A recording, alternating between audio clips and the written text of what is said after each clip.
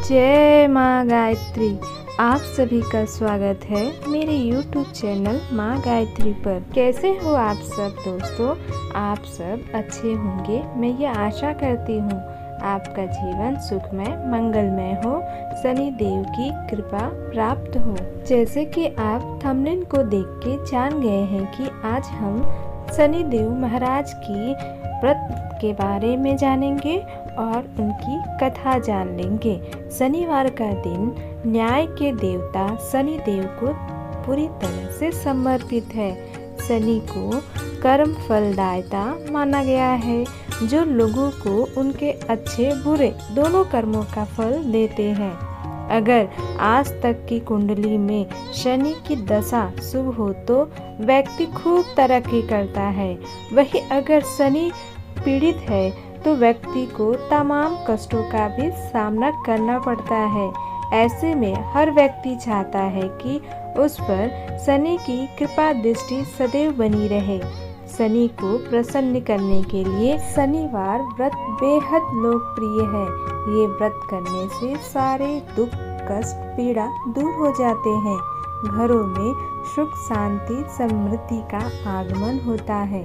चलिए अब दोस्तों, अब हम सुन लेते हैं कि शनिवार व्रत का महत्व क्या है। धार्मिक ग्रंथों के अनुसार शनि व्रत को करने से व्यक्ति अपनी कुंडली में पीड़ित शनि ग्रह को मजबूत कर सकता है।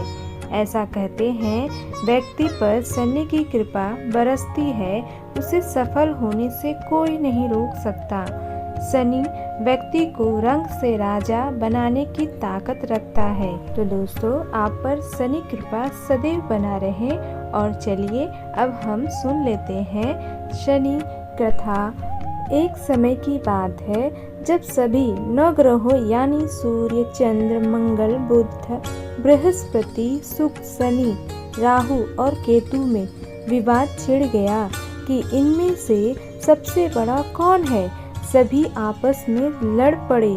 तभी सारे देवराज इंद्र के पास पहुँचते। इंद्रदेव घबरा गए और निर्णय करने में अपनी असमर्थता जताई। लेकिन उन्होंने सुनवाई के लिए राजा विक्रमादित्य का नाम बताया और कहा, वे इस समय पृथ्वी पर अति न्यायप्रिय हैं। आपकी मदद वही कर सकते हैं। सभी ग्रह एक साथ राजा विक्रमादित्य के पास पहुँचे और अपनी समस्या रखी। राजा विक्रमादित्य संकट में आ गए, क्योंकि वे जानते थे कि जिस किसी को भी छोटा घोषित किया जाएगा वह क्रोधित हो उठेगा। तब राजा ने एक उपाय बताया।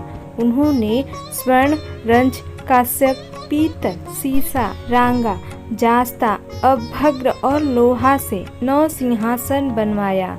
इन सिंहासन को इसी क्रम से रख दिया। फिर उस सब से निवेदन किया कि आप सभी सिंहासन पर स्थान ग्रहण करें। इनमें से जो अंतिम सिंहासन पर बैठेगा वही सबसे छोटा माना जाएगा। लोहे का सिंहासन सबसे बाद में होने के कारण शनिदेव उसी पर बैठ गए। तभी से वो सबसे छोटे कहलाने लगे। शनिदेव को लगा कि राजा ने जानबूझकर ऐसा चाल चला है। वह गुस्से में राजा से बोले, राजा, तू मुझे नहीं जानता। सूर्य एक राशि में 1 महीना, चंद्रमा 2.25 महीने 2 दिन, मंगल 1.5 महीना, बृहस्पति 13 महीना व बुध और शुक्र 1-1 महीने विचरण करते हैं। लेकिन मैं 2.5 से 7.5 साल तक एक ही राशि में रहता हूँ।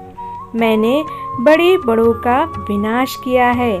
जब श्री राम की 7.5 आई तो उन्हें वनवास हो गया।